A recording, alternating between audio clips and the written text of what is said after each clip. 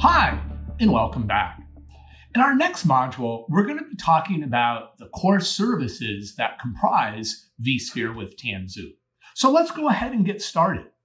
The first thing we're going to be talking about inside here is what are those core services and how are they going to help you to be able to deploy and manage containers, the storage that the containers is going to be using, and in turn also the networking that your containers are going to be using.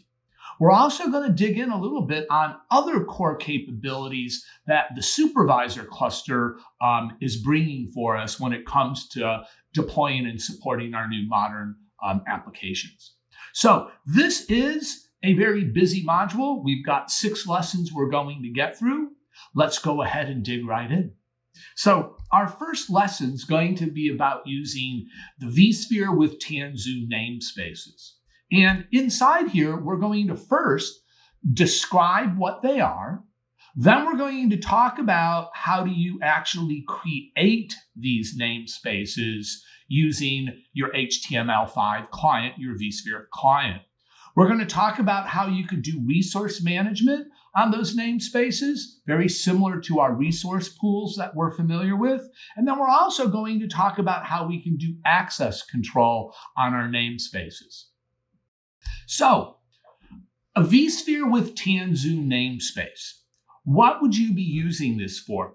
If you think about what we're doing here is we're going to end up creating a Kubernetes cluster.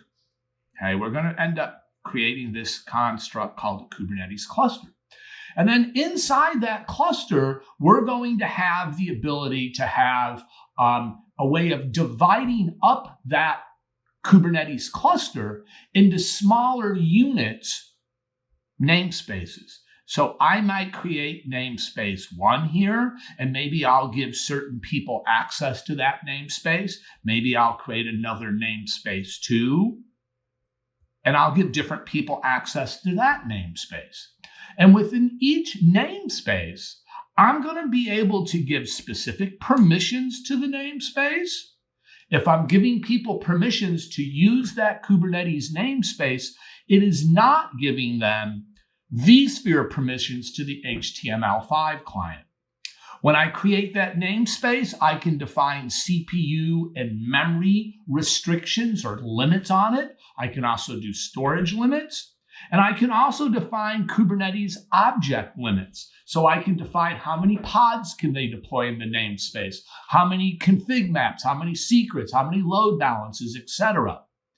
Now, if we back up for a second and we think about this for a minute, these namespaces are kind of familiar to something we've got in vSphere.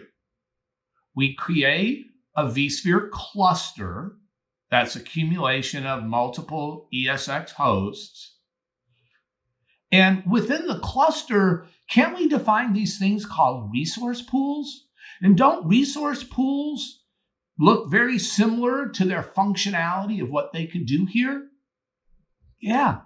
Okay, good. It's a very similar construct. The difference here is this is for our containers.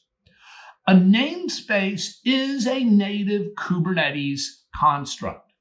We're simply going to be exposing the ability for you to create them and to go ahead and put these limits that we've talked about on them using your vSphere HTML client. Again, we're trying to make it easier for you to be able to administer Kubernetes. So here's the details of how you would do it. Underneath the workload management dialog that we've navigated to via menu and workload management, from there I'm going to select my namespace tab, and from there I could select new namespace and it's going to take me over to here.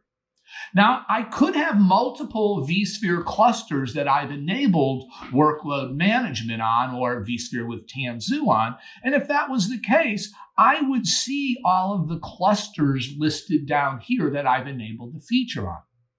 I would then be able to select which cluster I want to create my namespace in. So I'm selecting the cluster that I want to create the namespace in.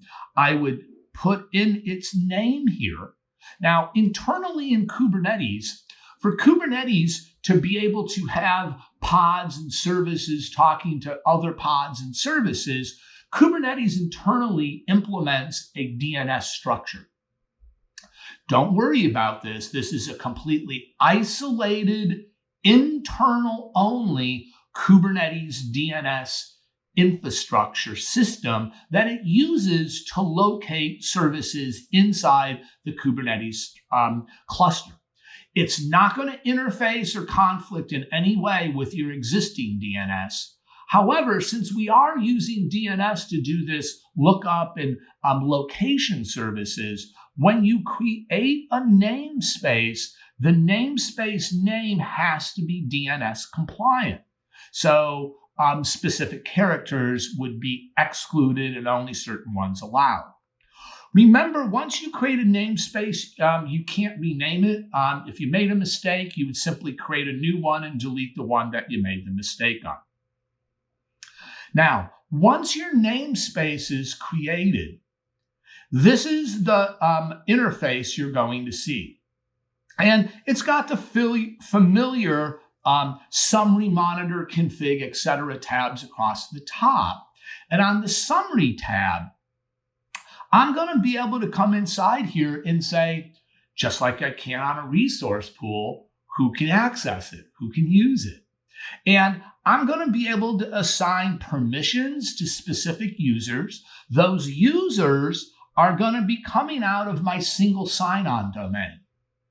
And I'm going to tell you that is one of the really just great features of vSphere with Tanzu is we're going to piggyback right off of our PSC, our Platform Services Controllers, SSO login infrastructure. So if you've got it typically pointing to Active Directory already, my ability to do authentication just became exponentially easier when I'm implementing vSphere with Tanzu for those Kubernetes clusters.